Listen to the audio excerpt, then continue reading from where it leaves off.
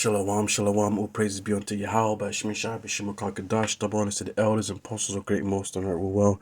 Shalom to the elect. BBC.co.uk. Are beards good for your health? If you are in search of a new disease-fighting antibiotic, where might you start? In a swamp? A remote island? Well, how about combing beards? Michael Mosley investigates. On Trust Me, I'm a doctor who do experiments which sometimes throw up generally new science. In a previous series, for example, we discovered you can cut the calories in pasta by cooking, cooling, and then reheating it. That was a very pleasant result, but our most recent discovery finding bacteria which appear to be producing a novel form of antibiotic feels altogether more significant. What was particularly delightful was that they were found growing in someone's beard. Beards, as you may have noticed, are back. The chin strap, the goatee, the neck beard, and the Van Dyke, they all have their fans.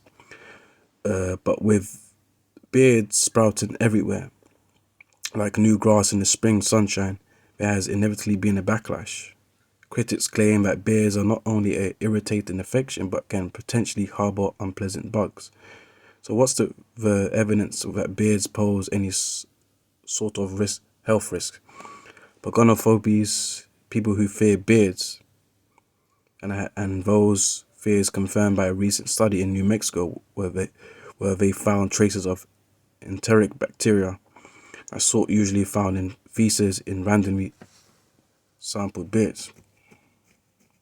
As one newspaper put it, some beards contain more poo than a toilet. But is this typical? A recent, rather more scientific study carried in American hospital came to very different conclusions.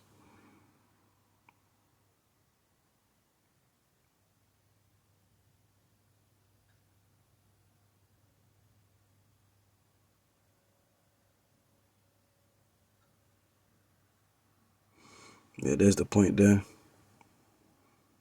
That third paragraph. Let's read this. It says, in this study published in the Journal of Hospital Infections, they swabbed the faces of 408 hospital staff with and without facial hair. They had good reason for doing so. We know that hospital-acquired infections are a major cause of disease and death in hospitals. With many patients acquiring an infection they didn't have when they went in. Hands, white coats, ties, and equipments have all been blamed, but what about beards? Well, the researchers was surprised to find that it was the clean-shaven staff. I'm going to read it again. Well, the researchers were surprised to find that it was the clean, quote, clean-shaven staff, people with no beards, and not the beardies, people with beards, who were more likely to be carrying something unpleasant on their faces. The beardless group, people without beards, were more than 3 times as likely to be harboring a species known as methicillin. I can't pronounce that, so like it. Methicillin resistant Staph aureus on their freshly shaven cheeks, or MRSA, is a particularly common and troublesome source of hospital-acquired infections because it is resistant to so many of our current antibiotics.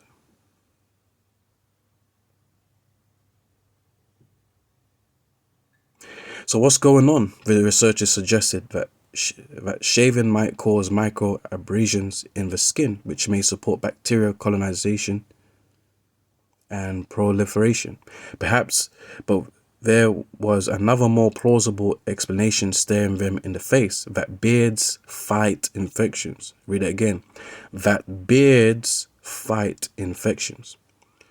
Unlikely? Well, driven by curiosity, we recently swabbed the beards of a random assortment of men and sent them off to Dr. Adam Roberts, a microbiologist based on University College London, to see what, if anything, he could grow. Adam managed to grow over 100 different bacteria from our beards, including one that is more commonly found in the small intestine. But as he quickly explains, that doesn't mean it came from feces. Such findings are normal enough to worry about. Anyways, man, you can read them more. You can read the rest yourself, but the main points: beards fight infections, you know, and more infections were found in people that are clean shaven, man. Right?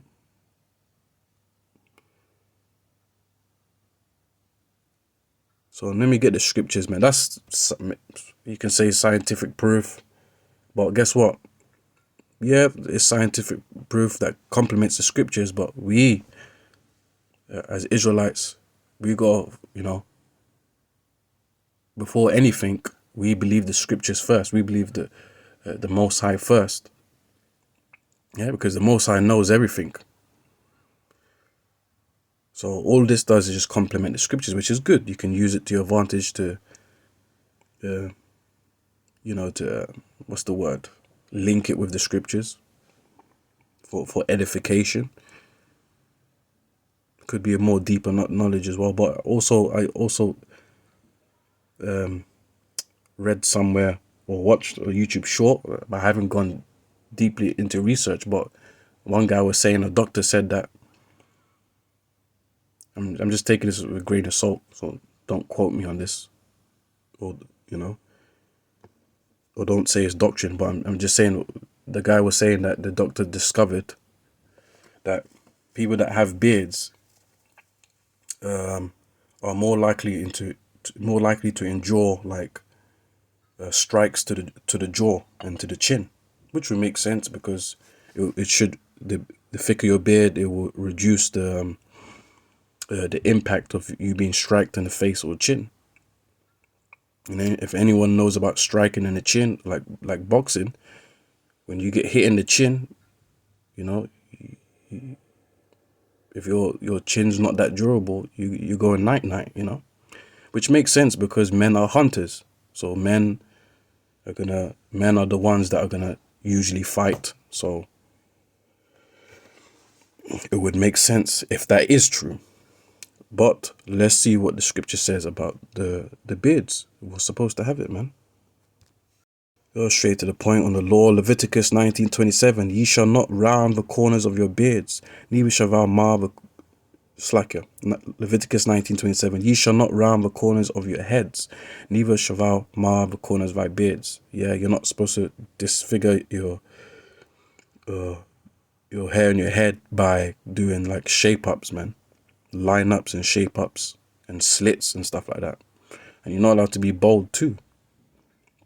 And you're not allowed to be clean shaven too. And you're not allowed to mark up your beard and put it like in some like sharp, AI robot laser style, man.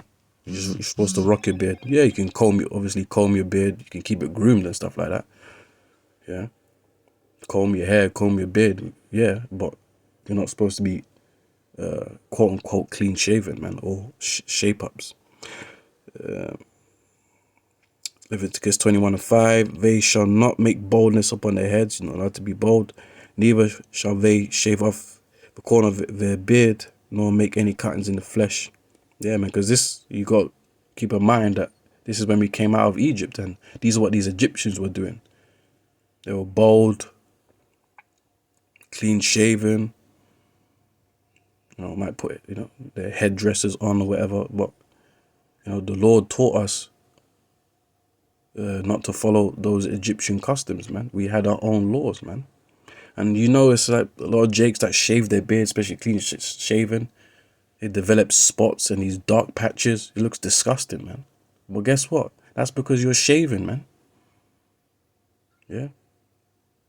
Also, you're putting these materials and razors, to your skin. You can get bacteria and stuff like that. But the main point is, don't shave your beard. Don't shave your head bald. Now, if it's a natural occurrence, slack about that. If it's a natural occurrence,